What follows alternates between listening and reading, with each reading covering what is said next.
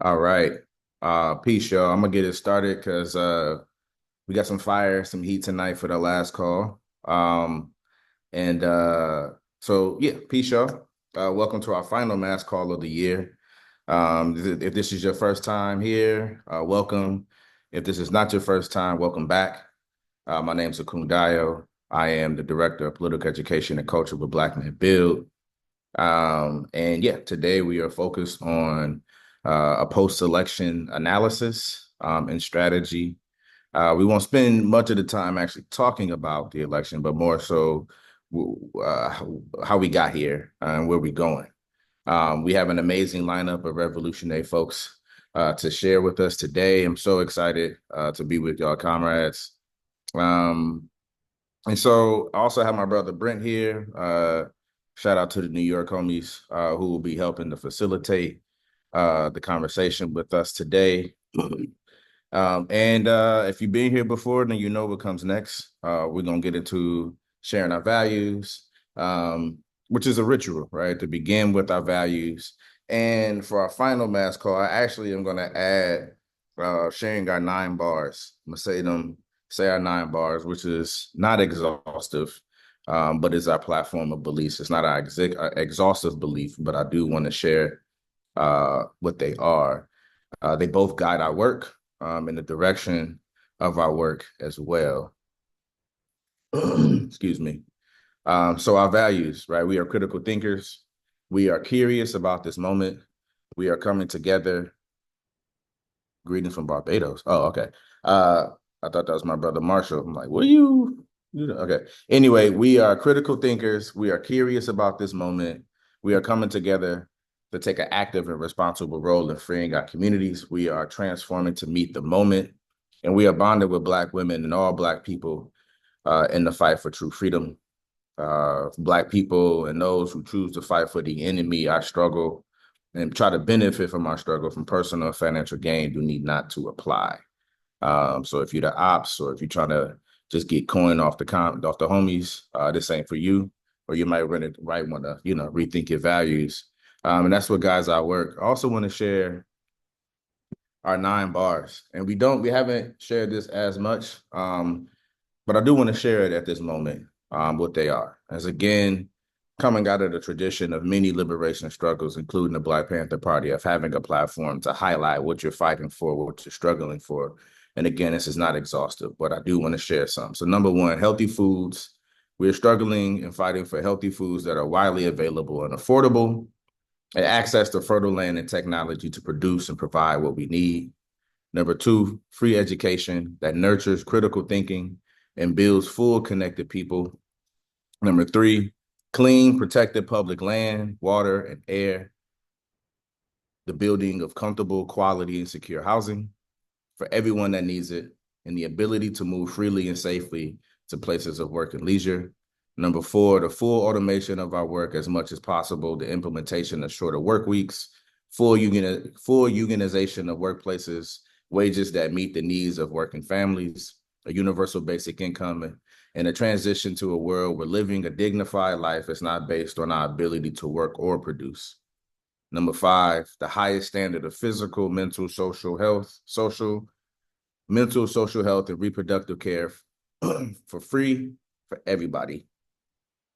Number five, humane and restorative accountability and justice for wrongs committed, and an economic and social program directed at the true causes of violence, poverty, racism, sexism, patriarchy.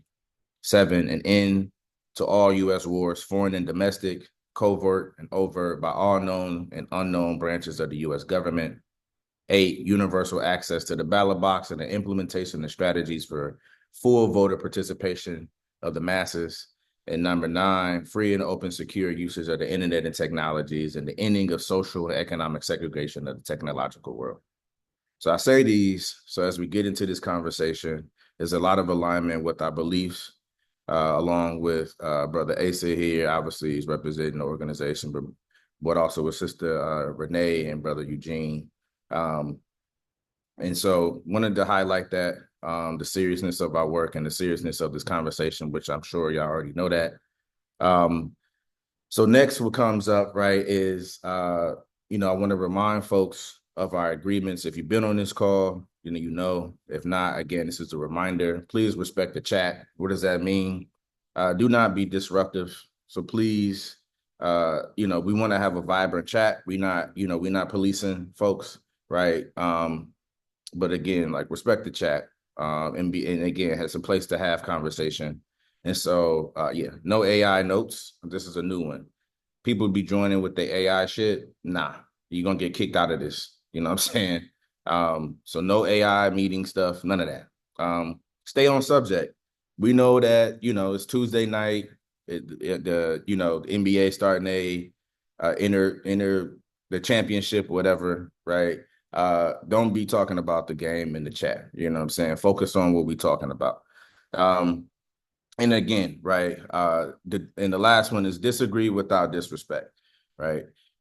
We're here to have dialogue and conversation, particularly with the panelists, amongst themselves. If we have time, absolutely, we want to open it up for questions. But please, it's okay to disagree. It's not okay to disrespect. And again, we will give you a warning or two, but after that, you got to be gone. Last thing here, every mass call, right, before we get into the discussion, we do have, right, a section that is customary, which we call Who Do You Love? And this is one of my favorite things that we do with Black Men Build, that knowing that we engage in a struggle as an act of revolutionary love with each other and the masses. And so what I would like for us to do is no more than 90 seconds, right, to talk about someone you love, right? And so I want you to use the hand raise button, the function on your toolbar, to raise your hand and tell us who you love, right? And so I'll take as many as I can. When the time is up, time is up. And then I'll give some cues from there. So let's see who we got. Okay, we got a few. I can hop in if you want me to. Oh, yeah, go ahead, bro. All right, Marcus Page, we bring you up, brother. Hey, thank y'all for having me. I'm just blessed to be here. People I love, the more dear and close to me is my family, my beautiful wife, and my two children. But I love my people more, and I'm thankful for being a part of this. Thank you. Absolutely, man. Thank you, brother. Staying grounded in family. Uh, Lachelle Uli. I'm sorry if I said your last name wrong. No, it's Yuli, man. Thank you very much for I'm here. Very proud to be here. Who I love. I have love for my people, but right now my focus is on my sister's two boys. She's single mom, and I'm like their nephew, dad, and those are my babies. And I'm doing things in my life to enhance their lives, hopefully. So, thank you for letting me say that. Thank you, family. Thank you. Philip, come on up, Philip. What's good, Joe? I'm driving right now, but I just wanted to mention that I love my mother because definitely more now than ever, I've realized she's always been the one who pushed me on the, political side of things. And I can always have a conversation about anything. We'll talk about black capitalism, the lack of middle class, or, the aspiration that they kind of build pseudo of everything else in this world. But yeah, I love my mother for sure. Man, that's awesome, bro. That's awesome. I wish I could talk to my OG about it. That's a blessing. Anybody else, y'all? Who do y'all love? Who do y'all love? Okay. Abria or Abria Young. I'm sorry. Yes, it's Abria. Abria. Yes. I'm coming in from Arizona. Thanks for having me, here and holding this space. I just want to say that I love my three children. To me, parenting is political, and part of parenting is not only, raising kids to go out into the world, but also shaping the world, in preparation for them.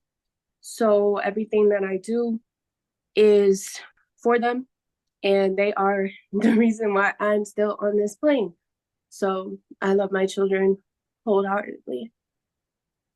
Yeah, man. Thank you for that, sister. Yeah, yeah. Just recently I got an 11-month-old. She'll be 1 in December, and it's actually really hard in this world to see, what the hell would college be like? What would high school be like for her? What would the world be like? But creating the world that can be ready for them, I think that's beautiful. Let's bring up Berto.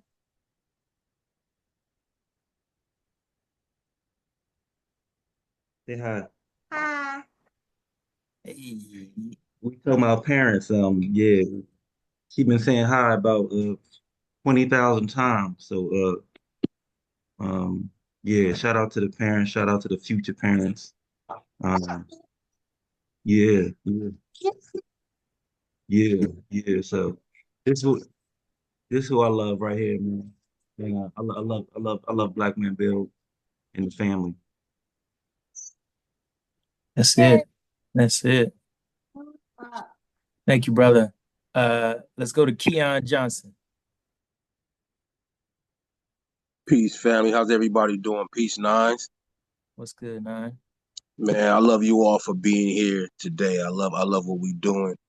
Bertho, I owe you a call too, brother. I love you, brother. I love my family. I love my children. I'm recently married as of 3 weeks ago. I love my wife. But my babies, man. I got a 19-year-old son. He's in Jackson, Mississippi. He ain't never really gave me the blues. You know how teens could be. I know how I was. And he ain't that. I have a 16-year-old daughter. She's a beautiful young lady. I love her. I got a 4-year-old son and a 3-year-old daughter, and we raising some free Black babies, man. They beautiful. Their personalities are beautiful. They're born. Um, they came to the planet who they need to be for the times they're gonna live in. I heard you ask about how's college and how's high school gonna be and how's the world gonna be, and I think about that all the time. But I think about that especially when I look at my last two, my son Yarua and my daughter Iyande. They are some free Black babies. They're very intuitive. They're very intelligent. They're compassionate. But they some warriors too. And every time I look at them, I always nod my head and be like, yeah, they are who they're supposed to be for the times that they're gonna have to live in. And I love them. Damn, bro, that's real. They are who they're supposed to be for the time that they're living in. Thank you for that. Um, thank you. Let's go to William White, and then that'll be it. Hey, my brothers, how y'all doing? It's good to see everybody. But I just wanted to say I love my wife. You know, we've been married 38 years, and she's been my partner through through everything. She's been my partner with my children, and now that I have grandchildren, and as a Black man to have a Black woman to support, ain't nothing greater than that. So that's who I love today. Bless, brother. Thank Thank you, you. brother, so much for that, man. I'm actually supposed to be getting married next year, and praying that I'm able to keep it as long as you are and be a stable rock for my children, man. So that's a blessing also. Thank y'all so much for this. Back to you, Randolph. Peace. Yeah, I just love this part because it's full of love. And like I said, what we struggling for is for that. It's for that love, that interpersonal, that personal, and for the masses. That love for our people across the sea. That's what we do it for. So before we get started, I do want to just do one more housekeeping. So if you have questions, as much as possible, please put them in the Q&A option in your toolbar. The chat gonna be popping, and it's gonna be hard to keep up with questions that's in the chat. And so please utilize the Q&A function in your toolbar on Zoom so it can be the questions can be organized. Depending on how lively, how extensive the conversation gets, will determine how many questions from the Q&A we will be able to ask. Okay. And so with that, I'm gonna pass it off to my brother, my comrade, Brent. Peace, peace, peace. My name is Brent. I have the honor of helping to lead our Black Men Build Hub here in New York City. So what I'll do first is introduce our three panelists for today, introduce them all at once, and then we'll get into some questions. So first we have Brother Eugene Puryear.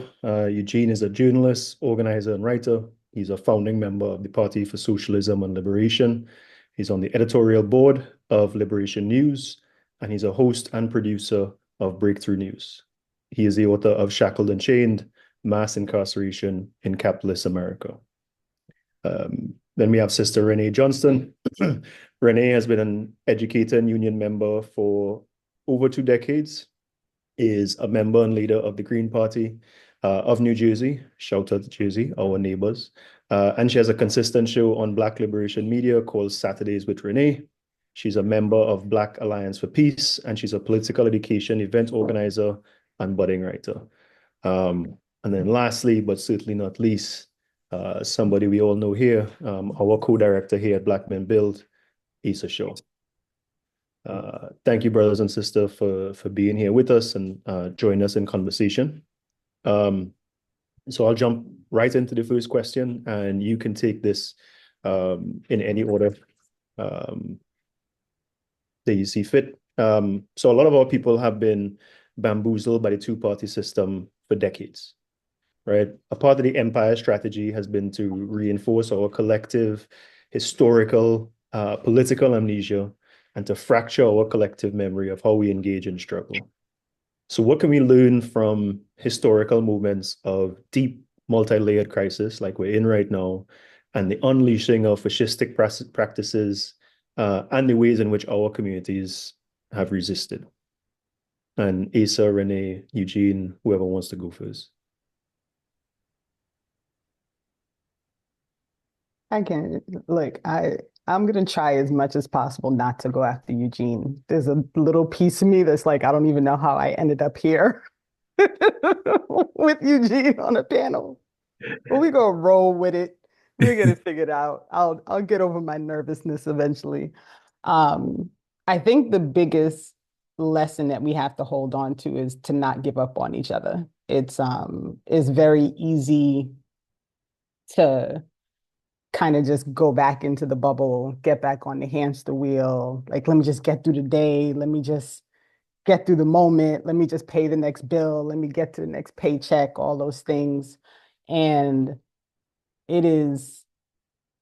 that's what they want, right? That's what empire wants. It wants you to be so bogged down and completely exhausted by the day-to-day pressures of just trying to get by, that you forget that everybody's trying to get by, and that if we remember to hold on to each other, to work together, to organize, to be there for each other, you can release some of that pressure simply by relying on other people and being a resource for other people to rely on. So I think that's probably the biggest lesson that we can take. Like for me, looking at, the past struggles and struggles from yesterday.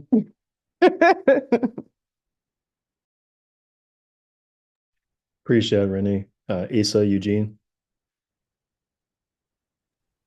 Well, I'm happy to jump in. Now you put me in the same position, Renee. We know why you are here, because we've seen the work you do on a regular basis, and we all appreciate it. I think it's probably so many lessons, and it'll maybe even be a theme of the call that we'll hit a couple different times. I mean, to me, the biggest thing that stands out, even if it seems obvious, and this I think speaks to your point, Renee, is the thing we can learn from past history and movements is we have to be organized. I mean, so much of how we build community, how we build our ideological understanding. Like that's a piece I think we often forget when we think about being organized, is the collection of our ideas, the ability to bring the best of what we all have, not just in terms of like, I have the most time, I have the best graphic design, but our actual analysis of what's happening day to day on the ground in our lives and the people like us, because individually we can only speak to and interact with but so many people. We can only relate to, but we can solidarize with a lot of things, but we can really only relate to what we know the best together. So we have to be able to put people from different parts of the country, different ages, different, all whatever we need to think about, within the Black community together in a way that we're bringing our collective ideas together. So I think that in terms of being organized, in a general sense, yes, but I also want us to remember the importance of ideological clarity in these types of moments that we really, you're going to gain it from reading, you're going to gain it from political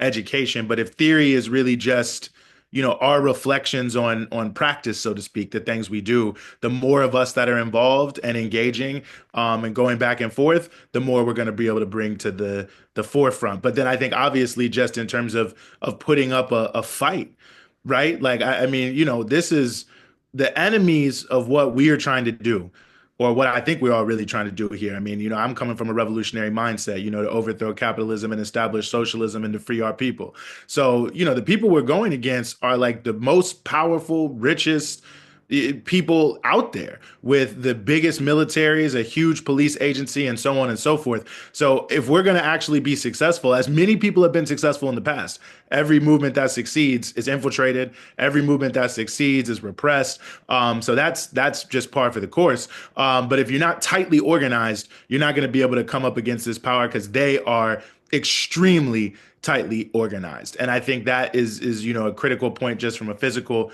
organizational relationship of forces type question. And then finally, I'll just end on this, since I brought it up, the issue of socialism and ideological clarity. I think what we can learn from the past, maybe our recent past, and where we are now, is that if our analysis of how we're moving forward doesn't include moving beyond capitalism, we will continue to be in the hamster wheel. We will continue to be in the cul-de-sac, because basically all the issues we have are boiled down to that root, that society is totally controlled by a handful of people who only do anything for profit and don't care what happens to the rest of us or to the planet. So I think we have to think about the past movements we know about that have been defeated, but who made that similar analysis. And we call their name, we use their chants, we use their affirmations, but I find more often than not, a lot of times we don't want to dig super deeply into the deeper analysis. We heard Sister Asada, we know if you read Asada,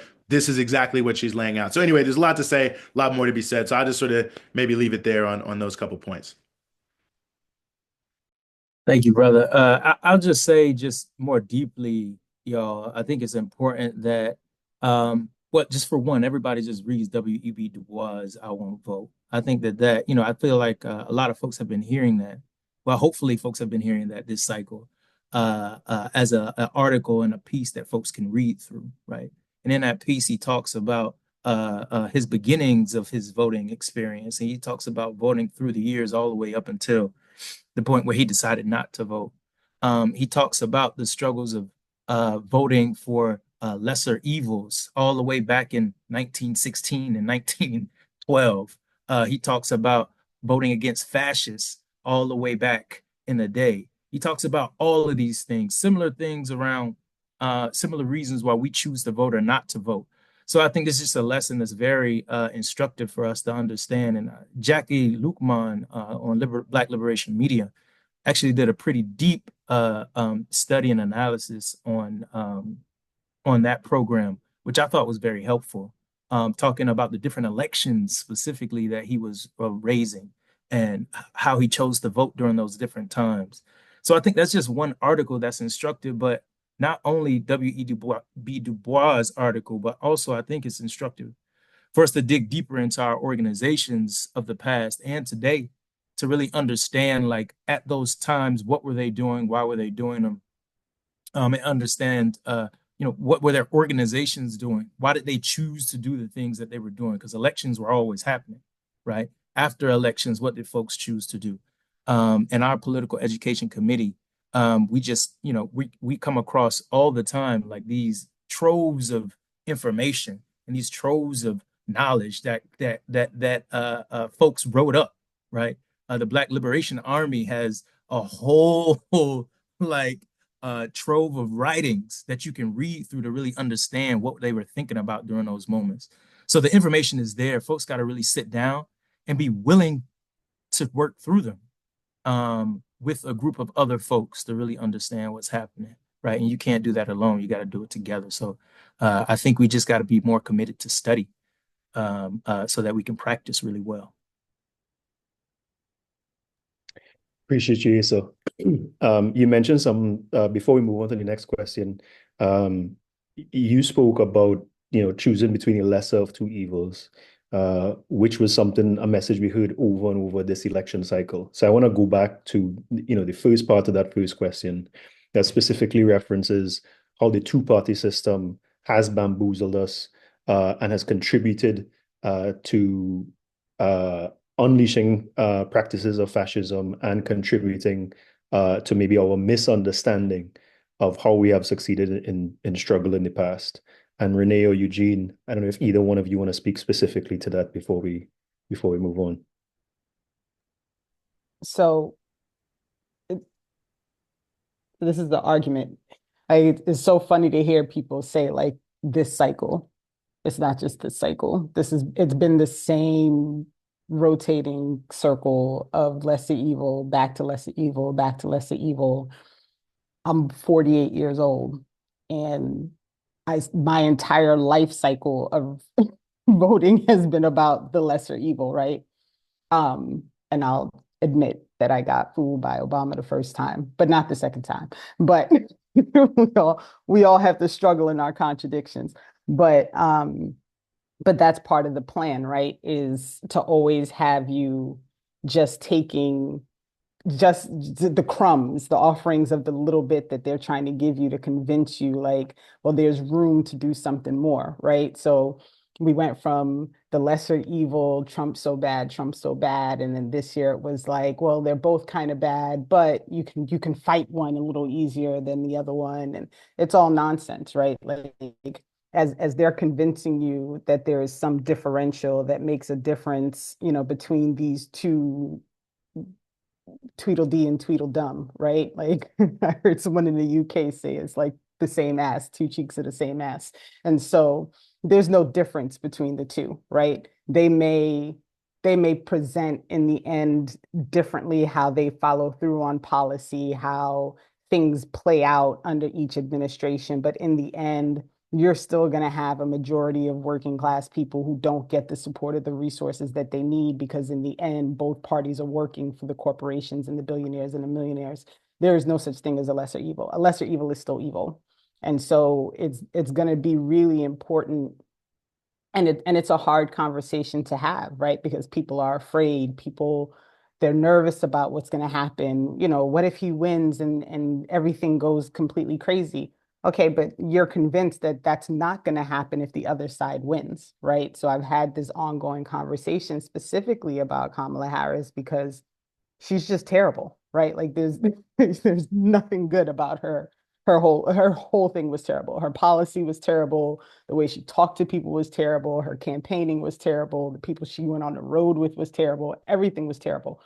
And so when you have to have that conversation with people and engage about this whole this lesser evil lie, and you have to explain to people, you are so convinced that things are going to be so bad if Trump wins, and they probably will be pretty bad because he is also terrible, right? Like, I'm not trying to convince people otherwise, but we also have to acknowledge that things will also be terrible under Harris. They'll just be terrible in different ways. And so it's important that we have those really like real conversations about the facts of this situation.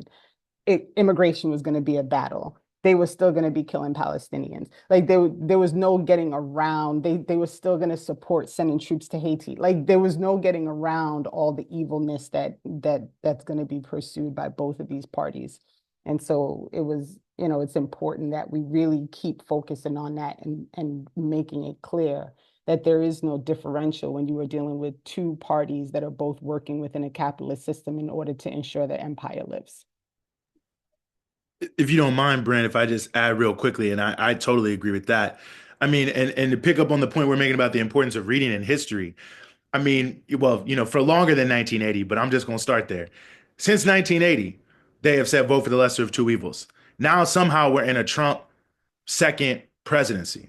So voting for the lesser of two evils was going to stop the slide of the country further into far right, fascistic, semi fascistic, whatever you want to call it, reality. How is it possible that Trump just won the election last week? Like some of these elections along the way, like 80, 84, 88, 92, 96, 2000, 2004, like somewhere along the way, it feels like it would have gone in the opposite direction. And in fact, that's never taken place. I mean, we're talking about Project 2025. What about Project 1994? Putting millions of black people in prison, the destruction of public housing, the kicking of millions of black families, children. I also really loved hearing everyone say that they had love for their family and their kids and their wife. Like, let's not forget it was Bill Clinton and the Democrats that kicked millions of our people, children, off into the streets basically to go hungry in the context of that. In immigration, it was also Clinton, by the way, who created the strategy of driving people into the most dangerous areas of the desert so they would die. They deliberately said that to keep people from coming. I just dare people go to the 1980 Republican Party platform and see how much of that has been implemented by Democrats since then, and a lot by Republicans too. Don't get me wrong. But I think the question we have to tell people, we have to put this ball back in the other court when people say the lesser of two evils. That's my view. Because the question you have to ask yourself is not, is the far right, are the Republicans, do they have a terrible anti-black, anti-poor, anti-working class agenda? No doubt about that. Is 100% clear. Is the Democrats going to stop it? And if so, how come that hasn't happened so far? And if that is our analysis, then we have to start thinking, and I'm sure we can talk about it later in the call, what are our real alternatives going to be? But this is like a history fact-based argument that we can subject to scientific scrutiny because it's been said for so long. And I'll just close on this. In 80, they said Reagan was a fascist. Now all the Democrats are saying we're just like Reagan on all these issues. So again, if the lesser of two evils was going to stop the slide, how did we end up with, a WWE Hall of Fame member, one of the most ridiculous people in the country? Like, just think about what you thought about Donald Trump in 2014. Literally one of the most ridiculous people in the country and one of the most unbelievably, hateful platforms ever could win a second time after everything that happened. I think it calls into question the sort of strategic and historical reality of lesser of two evils voting, quote unquote. Man, I love when I follow up, get some brilliant answers. It makes us look good as facilitators. Thank you, Renee. Thank you, Eugene, for that. Yeah, I mean, on the question of lesser of two evils, right? I think, Eugene, you made a really good point. It is less about whether both parties are exactly the same or whether or not voting for the lesser of that evil will ultimately stop the worst evil from happening. And I think when we see the Democratic nominee for president campaigning with Dick Cheney, we have our answer. So to relate it to something Renee mentioned, her last answer, right, about us being here before. Back in 2016, when Trump won his first presidency, the liberal wings of the Democratic Party utilized all their apparatus to co-opt anger, to co-opt frustration, and direct people into forms of organization that did not build unity or did not go beyond activism. So can you reflect on how you think it might be different at this moment, and how can communities continue to build on the mobilizations around solidarity, the many mobilizations around solidarity with Palestine, with the labor movement, and all the other movements happening in this movement to build what we need to advance our struggles? And Asa, I don't know if you want to lead us off since you went last time.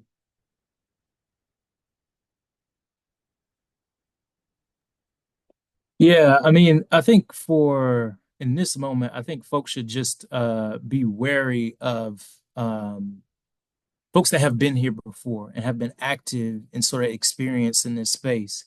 They should be wary of ambulance chasing, a lot of folks say. So like in 2016, a lot of folks are like, yeah, let's create organizations and things to stop Trump from doing what he's going to do. And I don't think that we should not do that. Like, we should have organizations where folks say, hey, I've been radicalized by Trump in 2016. I've been radicalized by Trump getting elected in 2024. I want to do something. I don't think that we push those people away. We give them work to do, but we don't ambulance chase with it, right? When I say that, I mean, like, Trump will do a whole bunch of things that people detest. And we should put up a fight to make sure that the worst of that does not come down on our people. But we shouldn't be so busy chasing stuff that we are not actually building the organizations and the power that we need in our communities to actually win, right? I think that for a very long time, I've been a part of organizations, and I'm glad that Black Men Build is an organization that doesn't do that and actually thinks about what's the best strategy in this moment, who's the best allies to work with, who's the best folks to make sure that we're partnering with to build power in our communities. So I think that folks that had analysis and an organizing body of work that was happening before Trump got elected, you should continue that work.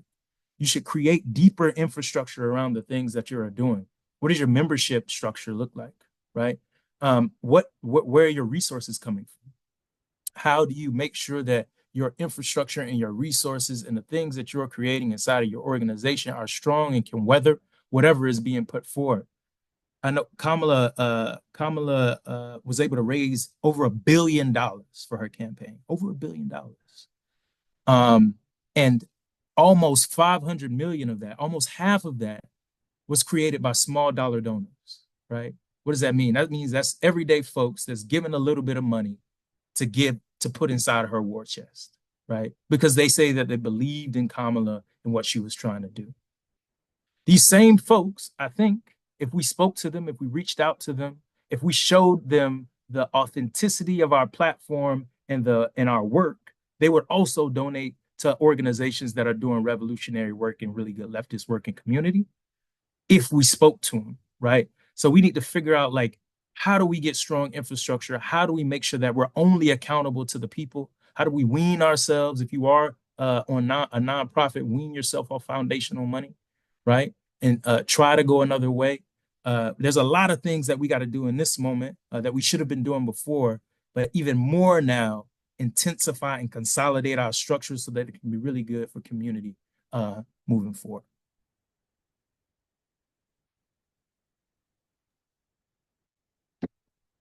Eugene, you want to jump in, or Renee? Yeah, absolutely. I mean, I'm just still sitting with what Asa said because it's so true. It's so right. I mean, like, the funding structure element of it is bigger than we think. And I think it's a benchmark we should add to our own work. I've really been trying to say this to myself, even in the media work and other things we've been doing over the past couple months. Like, if we are really relevant, people will give us money and support us if we ask for it. And it's a great sign of our relevance when people who really don't have it still are giving it up to make sure that you can do something that they really believe in. And I just, I've been thinking, the late Dr. Robert Allen, I've been revisiting his book, Black Awakening in Capitalist America. It's called Black Awakening in Capitalist America by Robert Allen. And it's a lot to the book, but the basic thing that he's outlining in the book is how in the late 60s, in the radical upsurge of Black America and all many parts of America, the way that the government and the private foundations moved in conjunction to try to co-opt and buy off a section of the movement. And compared to what exists now, that was like child's play. So I think we should think, like, in the same way they learned, like, the draft was not helping them out, so they went to the all volunteer military. They also have really been perfecting over this time since the late 60s, early 70s, these co-optation strategies. And so I think our financial independence is so huge. And I think it's a big part of what we need to do, and how we also need to think about this next cycle of upsurge that seems to be coming now, because people are so outraged with Trump, about looking for that benchmark of community support, really being our bedrock as an important piece. So to me, I'm kind of off on a tangent, but it just was, I think, such a good point. And I think the other thing I'll just say is, I think the one thing about this moment that I can appreciate is I feel we've already built a lot of unity in the last 12 months, around the genocide of Gaza. I mean, I think that it was so horrific on so many different levels. I think a lot of people in a lot of different spaces and movements have, even if just informally, just being at demonstrations, doing things together, really found each other in a way that's created a foundation that I'm excited about in terms of how we can build on the different movements and the different things that are out there. I really feel like I already see it. In some ways, I feel like this call is actually an example of that fact and that unity. I mean, obviously, a lot of us here have been rocking with each other prior to October 7th, but nonetheless, I think it has deepened our relationship and our building. So I think that's a hopeful sign for me, and something I think we just have to continue to deepen. And then finally, I'll just say this. I think we also have to think, who are our people who are not in motion, and how do we reach them, right? The 5 million to 12 million people, or maybe a little bit more than that just dropped out of this election for whatever reason. The like roughly 40 to 50% of people who don't vote every single time. The people who really are our people who, for whatever reason, voted for Trump. And that to me is also big. I mean, you look at a lot of the polling around it, Trump was able to gain votes for a lot of reasons, but one was he's so just rude, crude, out there. He seems like he's breaking with convention. And people who are tired of the status quo are like, okay, everybody else is status quo. This guy seems to be willing to break some China. So even if he doesn't do anything, will we be any worse off? I mean, you had the New York Times poll saying 69% of people in the country, that goes up to about 80 some percent of black people under the age of 30, said that the economy should either be completely changed or totally torn down. But when you look at actually how polling broke down, Trump was winning a plurality of those people. And obviously, Trump is not about to do anything radical like that to the economy, but people are so desperate for something to change that he has that ability to manipulate people because it seems like, well, he might do something. And I just think, how do we reach those folks as well who haven't been touched maybe as much by some of the movements, who maybe have been captured or at least interested in Trump? Like, how do we bring some of those people back and put them back into play and bring them into our work? I'll just say real quick note. Absolutely true. There's a clear pipeline. A lot of people have talked to this, Bernie to Trump folks, right? Folks that voted Bernie Sanders and then voted Trump. And those folks are still around, right? And they would go somewhere else if we spoke to them, right? So I do think that's real. Appreciate you, Eugene. And we have to remember that the system is devious, right? So like there's a reason that people aren't aware of the options. Like there's a reason that in multiple spaces, when I say Claudia de la Cruz, people are looking at me like I have a third eye and they had no idea what I was talking about, right? Like that's an intentional force that happens from, higher up. They don't want people to be aware that there are other options. So, what Eugene's saying and what you're saying about like we have to talk to people, right? We have to reach out to the folks that maybe feel like they don't have any options. I actually earlier today watched the conversation that you all had on Friday at the People's Forum. And one of the things that I heard that really stood out to me was creating pathways for people to get to resources, right? So we're in a situation where people are very, very afraid of what they're not going to be able to access as things might change, going into this next administration. And it's hard to know, right? Like Trump's wild, like he just be doing stuff off the cuff. So we may think he's going to do something and then we turn around and he does something completely different because that's just how he does things. Like we have no way to plan these things. But if as organizations, we set ourselves up to be able to provide resources and help to people who need things, right? Who actually need the things, who need people to come and fix something, who need people to come and help them with their garden, who need people to come bring food or collections or whatever have you, like that's going to provide people with a reason to trust that your organization is actually interested in working on improving the material conditions of the people within your own community. So that's going to be really important as something to focus on. And then I also want to remind people, I'm seeing as someone who does the live stream, I've gotten used to reading the chat while I'm listening to everyone else. And I want to remind people that even when you're thinking about your individual families and your individual situations and considering like, well, for my particular family member, it's definitely going to be harder under Trump. Remember that all of these things are systems that are set up by a government that works together. Like the reason that it's going to be harder for you, the reason you feel like it's going to be harder under Trump is because the Democrats and the Republicans have been working together for decades to ensure that you don't have the things that your family needs, right? To ensure that you don't have the rights, to ensure that you don't have the food access, to ensure that you can't get a house, to ensure that you can't buy groceries for a regular normal amount of money, to ensure that you can't improve wages. Like this is something that is set up from years ago, and the system is perpetually working to make sure that people can't access things, so that you always feel like you have to be on that same hamster wheel that we've been talking about for a while now. Like that is the point, is to keep you struggling so you don't have the time and energy to fight. And so you forget that the reason you're struggling is because it's a setup. The whole thing is set up to make you feel like you have to struggle and fight to get to this place, fight to become a millionaire, fight to get, the money, to get bagged, this, that, whatever. We're never going to get it, right? They'll allow a few people to get it. They'll allow a few organizations to move forward. And we have to really be cautious of the people who are able to get to those things, because there's a reason, right? There's a reason that Johnson just made his way onto the top, the fourth athlete who was able to become a billionaire, right? There's a reason. It's because he's playing the game, right? He's going to now be put out there as somebody that we can all try to emulate. So we have to be very cautious about, how we represent this idea. Like, well, for I know somebody for certain it's going to be worse under Trump. You're probably correct, but there's a reason for that. And it's not just because of Trump, it is because the system has set it up to be that way. Thank you for that. Thank you for that. And if I could add a little bit onto that question about, acknowledging that liberal wings of the Democratic Party co-opted our anger 8 years ago.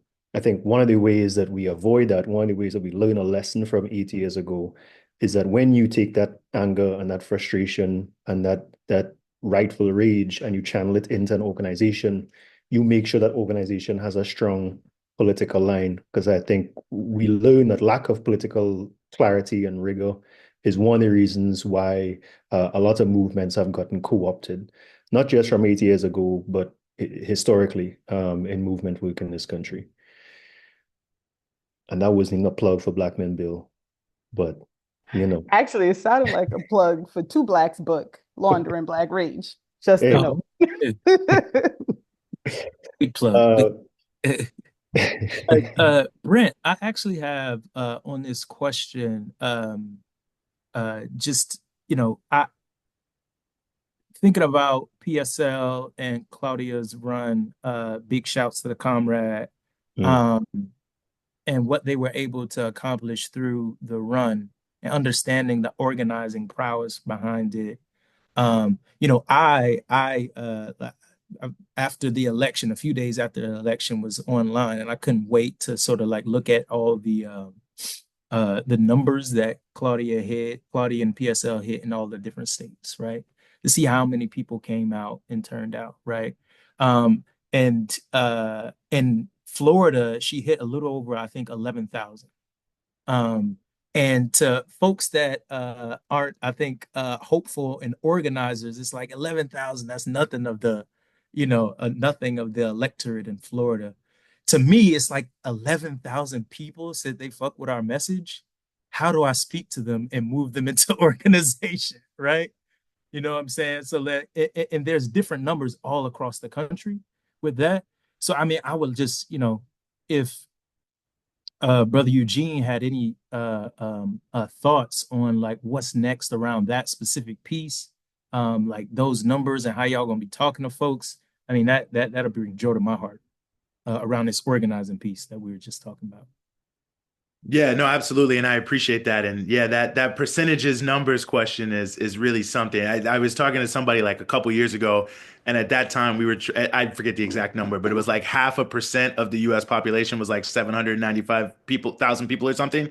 And I thought, well, it's 0.5% of the country, but if we have 795,000 people, it would be on, you know? So it's like definitely interesting how we look at all those different pieces. And yeah, I think this is a range of different things that we're going to be doing to follow up on that. I mean, one is just following up with the people who were rocking with the campaign, who have been reaching out to us in the days after. And we've had the exact number is eluding me now, but you know, nearly 5,000 people just since the campaign ended reach out and say they want to, you know, work with us, get involved, get organized. And you know, 99% of that is people who heard through the campaign. I mean, maybe it's 1% who heard some other way. But it's no doubt that just even just being on the ballot, it gives a level of, well, who is that? And then someone starts Googling and looking and finding things. So I think it speaks to one of the many reasons why, you know, running sort of very ideological focused campaigns make a big difference is it creates an ideological pole that people can rally to, because people are looking for things, they're searching, they're trying to find it.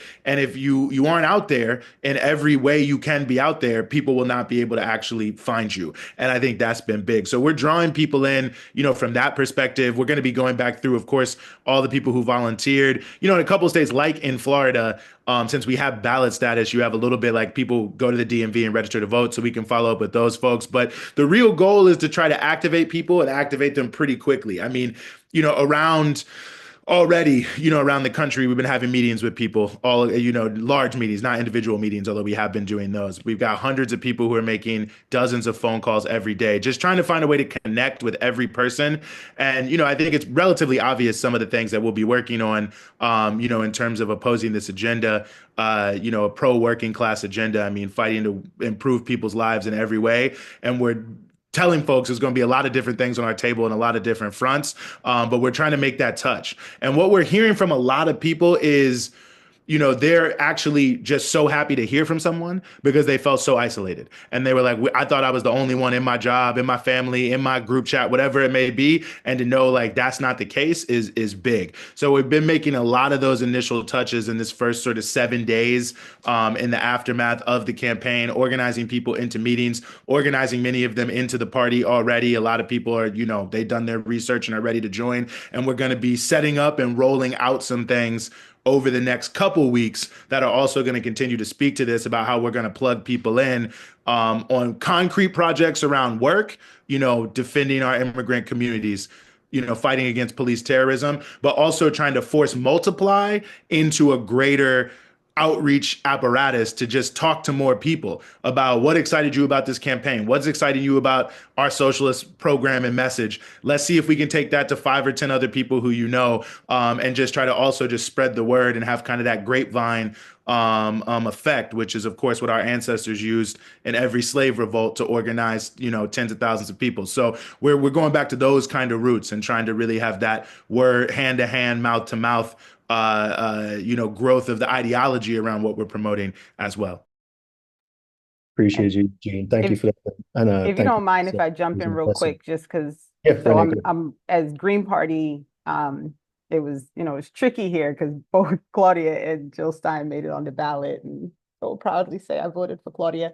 But you know, for me, one of the things that I've been pushing as one of the council members for Green Party in New Jersey is to work with PSL. And so, you know, I've already started reaching out where, you know, I'm going to try and see if I could push for a socialism school, because I feel like that's something that, like, there's so many people who don't understand. And I really want to encourage people, you know, you can find, just because you decide that you're going to work with an organization, it does not mean that you cannot work in coordination with other orgs. We have to build a base together. And I'm really, you know, I went on a whole thing last night on our state meeting because I was like, y'all, we cannot do this by ourselves. We have multiple organizations around the state of New Jersey, and everybody wants to work to make life better for working people.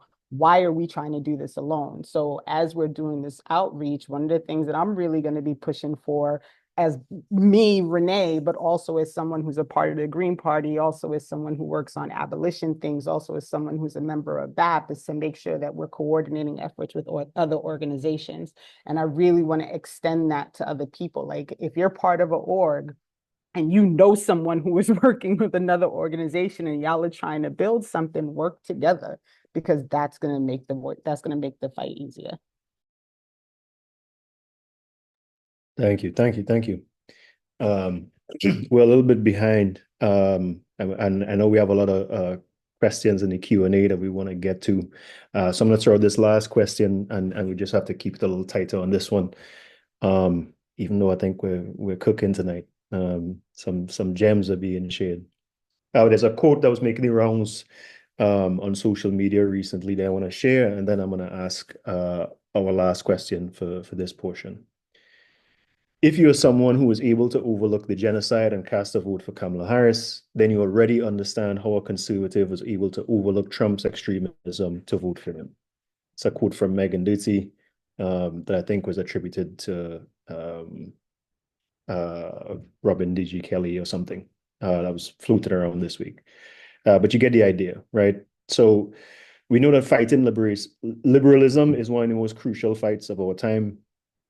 If the progressive working class continues to be abandoned by both parties, what electoral options do we have? How can we combat liberalism, individualism, and moral apathy in the working class? And furthermore, how can we organize when there's so much division, even when there's division amongst our own families, as I'm sure some of us can relate to? And Renee, since you went last, I don't know if you want to start us off this time. Sure. So this is tough because I feel like over my lifespan, the one thing that I've always recognized in other people that to me is the largest problem is selfishness, right? Like the minute you start believing that your needs are more important than other people's needs, no matter who those other people are, you just fall down that hole. And this is a conversation that I've had with my liberal friends where I'm like, just admit that you just don't really care about the death of Palestinians. Like just admit it, and people get angry, right? And I had a long, lengthy argument with an attorney who was trying to convince me that it's not fair to say that Black people don't care about Palestinians if they're worrying about their own civil rights. And I said, everybody has to live in their own contradiction, but you cannot in any way, shape, or form say that you are against genocide and then vote for genocide. Period. That is a factual dichotomy. Like you can't be in both of those places at the same time. And you can be upset with me for pointing out that contradiction, but it doesn't undo the fact of the contradiction. And so I think really what is going to be important is that people stop looking at their own individual situations. And I said it in my previous answer to the people in the chat who were saying my mother, my sibling, my this, my that, my personal situation. We have to start looking at things from a higher level and understanding that there is nothing that you are going to encounter as an individual person that is only you that's encountering it. Right? Everyone is going to encounter their own struggles, their own tribulations, their own contradictions. That is life. It's simply put, that is life. But there has to be a point where we get people to step back and to say, like, you know what? This thing is going to be bothersome for me, but it's going to be way worse for other people. And let me put my own needs aside for this moment and really try to work to the betterment of the entire community. And it's going to be a tough conversation because people are selfish. Like people are selfish. They want to be okay. And it's hard to be mad at people for their selfishness, right? Like you want to eat, right? You want to keep your food. You want to keep your roof over your head. You have kids. You want your family to be okay. When I say it's selfishness, it's not really a condemnation because people want to survive. They want to be happy. They want to be able to do the things that you want to be able to do because like you're living and breathing, right? You want to eat. You want to be okay. You maybe want to go to a movie and go do something different and not just like sit in your house all day, right? Like this is the life. But at the same time, we have to be able to have these conversations with people where we get them to understand that our needs cannot always be the number one thing, right? Like we have to be able to just step back and say, it is more important for me to know, to be able to sleep at night, that I did not support a group of people who were willingly killing off an entire population of people on the other side of the country, right? Who are not participating in the overthrowing of governments in other places in the world, who are not overwhelming the Sahel with people to continue to create chaos, right? Like these are the things that we have to decide are more important than our own personal needs. And that's simply going to take conversation, and it's going to take uncomfortable conversation. And sometimes Lord knows I want to give up and be like, I'm not talking to these people because they all wildin', but you have to do it. You have to say like, I'm going to have this conversation and I'm going to commit to the conversation. And we may not walk away agreeing, but you can't say you weren't told.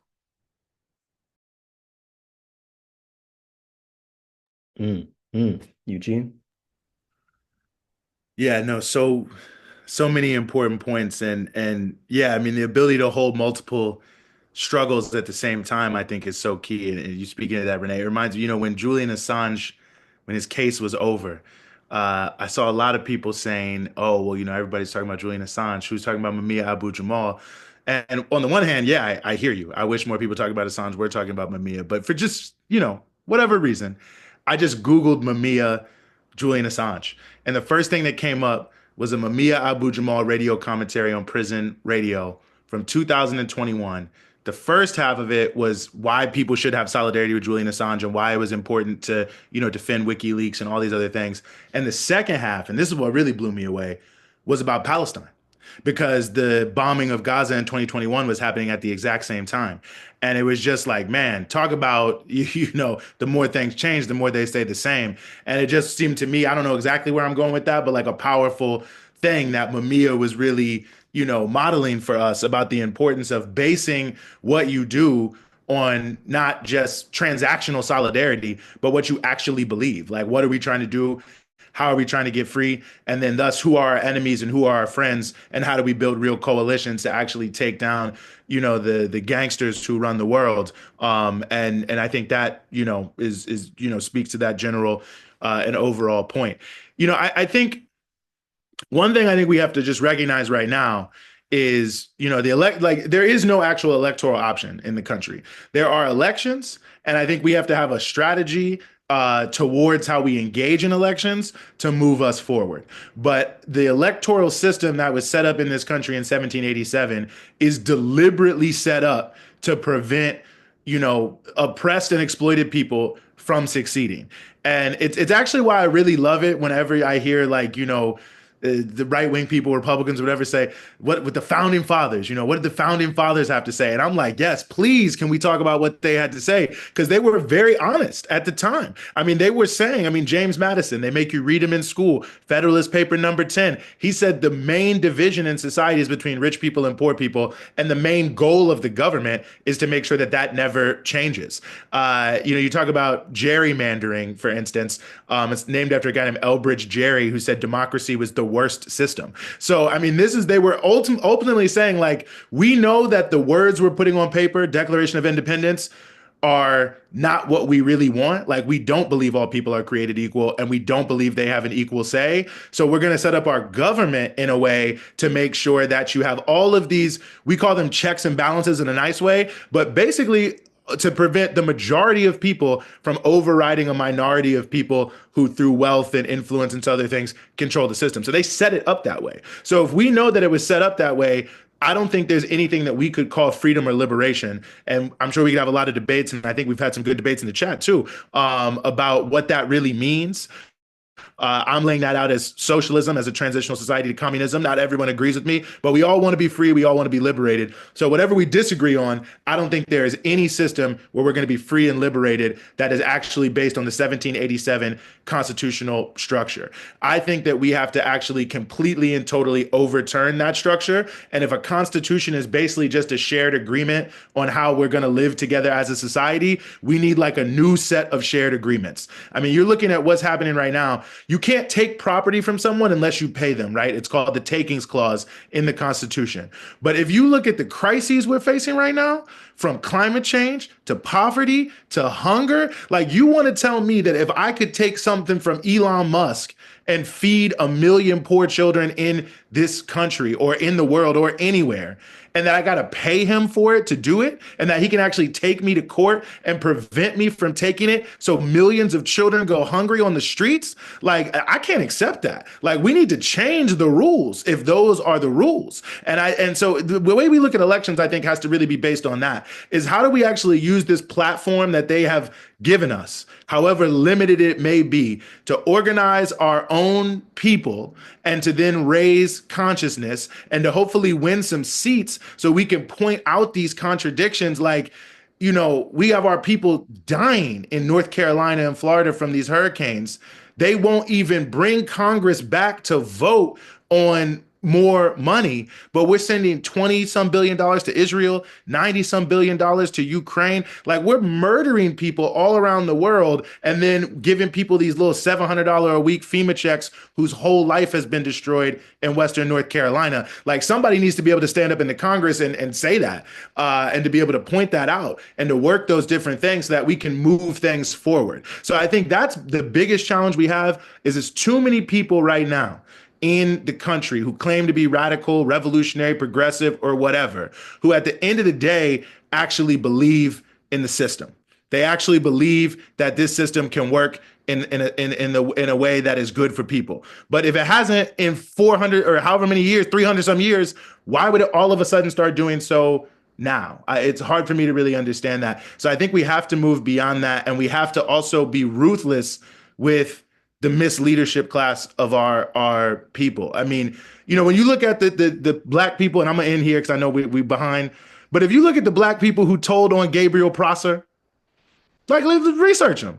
You know, they were worried about real things. They were worried about being killed, about being murdered, about their families being like, it was like, this is dangerous, man. And like, if I get caught up with Gabriel and these cats, I might be done. My family might be done. And so they switched. So it wasn't like they were evil people, but they were acting out of the fear of the power of the system in a way that undermined a revolt that could have changed the whole situation for blacks in America. Like, study that. Gabriel had a deep analysis of how he was going to change the whole Chesapeake economy. So I just say that to say, if you're out here saying vote for the Democrats, you know, support the system, you know, we can find some way, like, you're in the same position as the people who told on Gabriel, because we burned down the 3rd precinct in Minneapolis. We rose up in Baltimore. We rose up in Ferguson. We've been in the streets in the millions. Like, people are revolting. So the question is are you going to help us change things for sure? Or are you going to try to hold us back out of your fear of what could happen to you, losing money, losing funding, going to jail, you know, all these different things. So anyway, I'm off on it. So let me just stop now. Ooh, Asa, it's on you. Hold on. I'm a move this.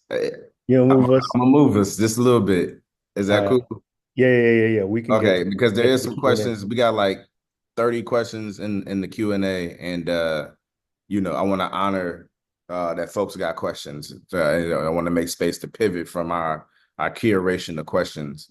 And so, sorry, Asa, I know you was about to go flame, but maybe you can go flame on these. So, you know, respecting time. You know, it's 9:13, and so, you know, I like to call, I like to embody our Twitter fingers a bit, and and kind of keep it tight. A little hot take. These questions aren't hot take like, but maybe your answers could be. So the first question I want to ask that came in the chat, and I consolidated quite a few. There was a pattern here. So someone said, I think it's hard for everyday people to study deeply, given the demands of capitalism and having to work constantly. Do you all have thoughts on how we can educate the masses on socialism? Do you think it's feasible to do this within any existing systems, for example, HBCUs, community colleges, Black churches, etc.?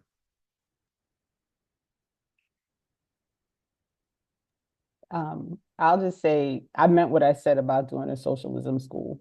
And I think one of the things that is deeply, deeply underrated in this world is audiobooks.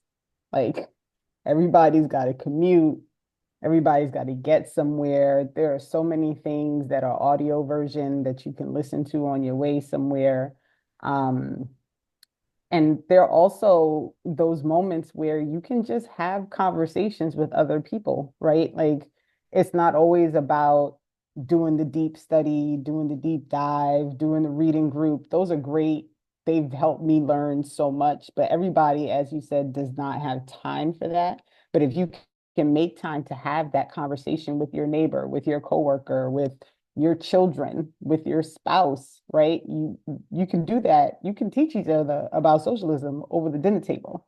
So there are opportunities to work together and to talk to each other without doing the full-fledged study group. But we really, and I won't go too long, but when I was in high school, the internet was not even a thing. So, there's opportunity in this life right now with the access that everyone has via the internet, via your phone, via all these things where you just have access to stuff that you would not have had access to in the 90s. And I really suggest that people utilize those things to learn and to just have conversations with each other. I would say we just had this conversation. Black Men Bill just had a retreat. Shout out to all the folks that are home now and are good. But we was just having this conversation talking about the organization, and really, y'all, there's no substitute for organization. One, no substitute for organization. You need to be in an organization. And then there's no substitute for reading, right? And then pairing the two together, right? So if you want to do deep study, it will be very hard for you to do deep study to understand the things that are in the world that are going on that you're reading if you're not also in organization and working with people to understand those things, because they should also be paired with an ideology and a line. You should be talking to people that maybe have studied a little bit more to help you think through things a little bit. You should be talking to folks in groups and peers to learn. There should be somebody to help you guide you through this stuff. And what I'm saying is not novel or big, right? When I say that you won't need to join organization, a lot of y'all niggas don't go to church no more, right? But you did go to church at one time, right? So you're used to actually not only doing work and going home, you're used to being in other spaces also, right? So I think some people call it third space or whatever, right? But folks are actually used to being in an organization. So don't act like the world has made you so busy that you cannot join an organization, right? I'm not saying that you need to be 10 toes down doing everything, but you have to be an organization so that when you study, you can do proper study, right? And then organization, through being involved in it, you can also just begin to learn things by having shared camaraderie with folks, right? So you have to be an organization, and that you all have to be studying and thinking together, right? I promise you, as you join organization, if it's a good one, right? We got a couple good ones on this chat, in the chat, right? Folks can drop all their organizations. If y'all see somebody drop an organization that ain't good, call them out, right? you can join Black Men Build, right? You can join PSL. You can join. You can listen to fucking Black Liberation Media, right? Listen to Black leftist media sites, and then go through them with other people, right? So, and I don't mean like reading something and then watching a YouTube video on it. I mean, if you're gonna do that, read something, watch a YouTube video on it, then go talk to somebody about it, right? You have to be in conversation with each other. So I'll just end there, but they have to be those two things, and there is no substitute for it, right? There is no substitute for it. You have to do that to be able to actually learn. Because if we're saying that we have actual solutions about what's going on, we need to be studied enough to present something well to the people, right? We need to be, I mean, we should be doing mass line around it, but if we actually need to be solution oriented and have evidence for our solutions, right? Mm-hmm. Right on.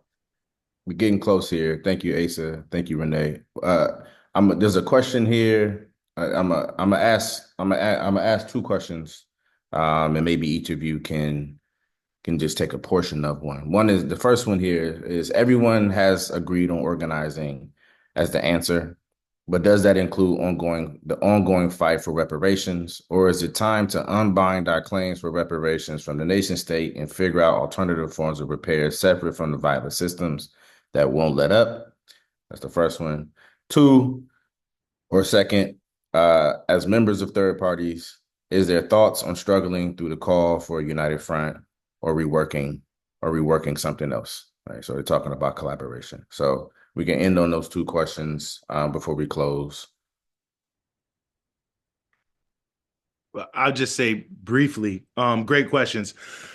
I mean, personally, for me and for the PSL, yeah, the fight for reparations has to be at the forefront, and I don't think we can give it up because it's the historical claim to the unbelievable crimes, the genocidal crimes that have been done to our people over hundreds of years.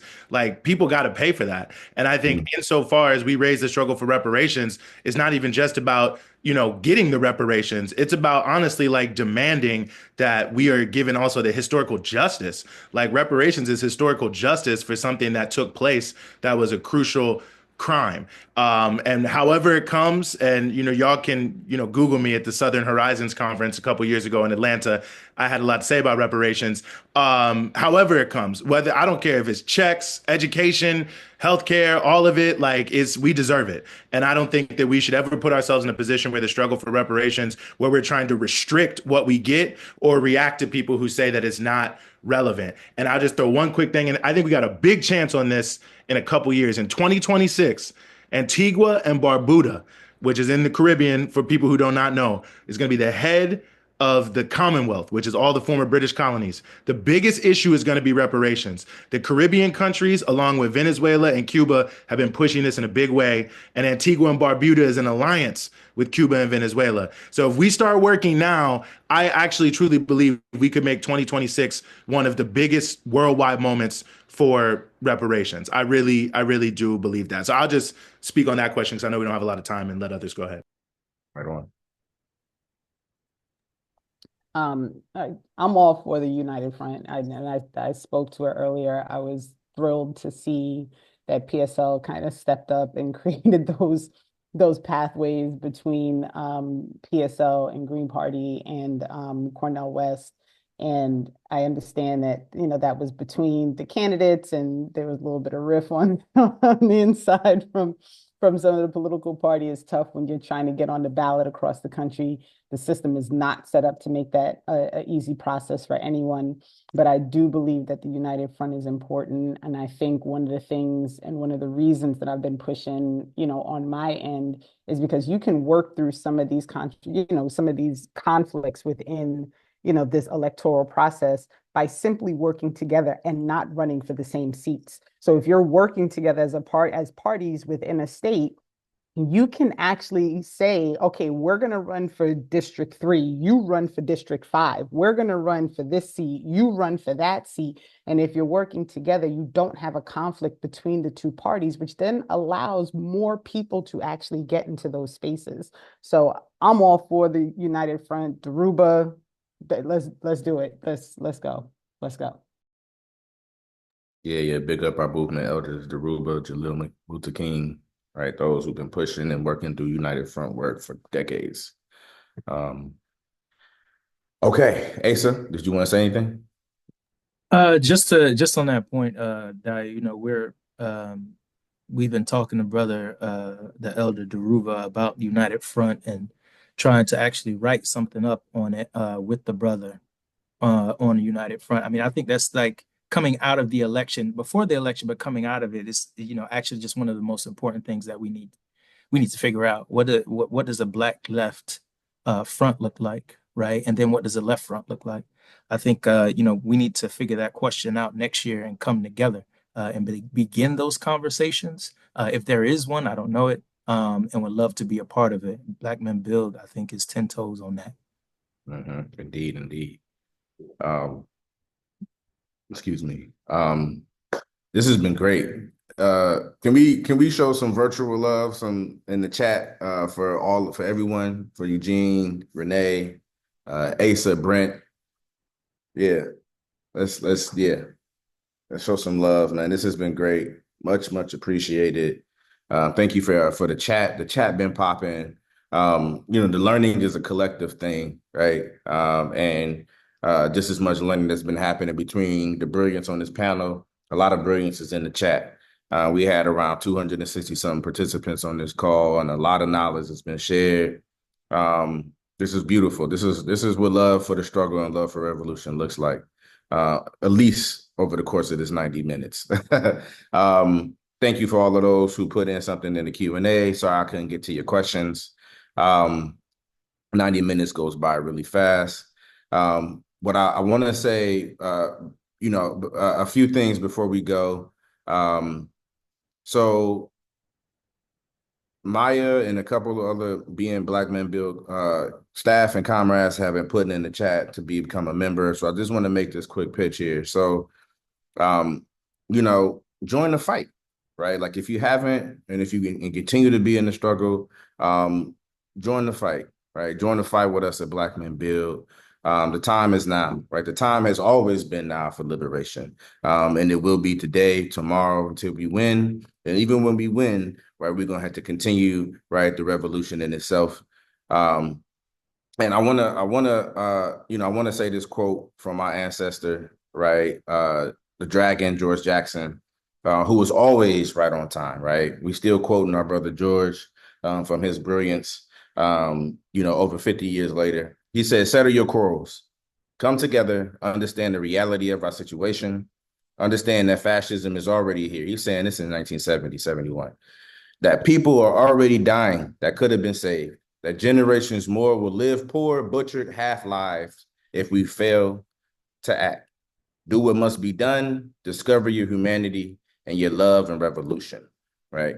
So today, join Black Men Build, join the struggle, join the fight, join PSL, join the Green Party. Look, make Black liberation media a regular, right? Saturdays with Renee, get your knowledge up. If you can't read that book right away, tap into where the knowledge is at. I'll double down that, take your time with the reading. If you only got 15 minutes, take your 15 minutes. We used to work with the young people called Dear Time. Drop everything and read. 15 minutes. You got kids, take that 15 minutes a day. That may only get you through a page or two, but that's a page or two more than you did the other day, right? So that's okay. So we always want to encourage, right, that knowledge that we must be receiving. And again, the pathway ahead requires discipline and self-determination. And for us to continue to do that work, we need to be able to secure dollars, right? Donors. We don't take corporate dollars. We don't want to be, existing off of foundations, right? The nonprofit industrial complex is what crushes organizations.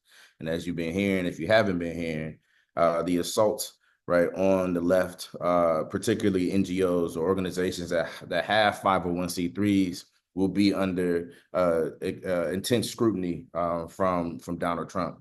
So donate. Don't be a one-time donor, right? Do it monthly, right? Contribute to our struggle so we can continue to fight in radical ways without being bound by money, right? We want to be able to flourish. And so look in the chat for those things. Before we go, I do want to offer our guests an opportunity just to share. Who do you love? Well, I'll just say real quick, my sister, I really want to shout her out. She just debuted her first short film. She's moving from being a writer to a director at a decent sized festival last week. Paula Puryear is a lot coming. Look out for it. I'm gonna be promoting it, but I definitely have love for her husband, who has done so much to support her. I'm super proud of what she's been able to do. So I think I told her about this. She might be here, but if not, I just want to say I love my sister and I appreciate everything you're doing. Right on. And Renee. I love my son, my 14-year-old, who is literally like my heart walking around outside of my body. My stepdaughter, my stepson, my husband, and my mother, who, all these years, she has been everything and she remains everything. And I talk to her every morning and I'm so grateful for my family and I just love them all. Bless. Man, I love Nairobi, man. That's my little baby girl, man. She'll be 1 month in December 5th. Seeing her flourish, walk around. I just bought her some shoes. She don't like shoes, so she'll get used to shoes. But it's a beautiful thing. I'm a bonus dad to a beautiful boy, beautiful black boy named Ivan. He's 5 years old. I have a fiance and a home that I love. So that has given me even more direction when it comes to revolutionary activity, trying to figure out how do I do both at the same time. But I think I'm landing on something. So I'm just in love with where I am right now, my family.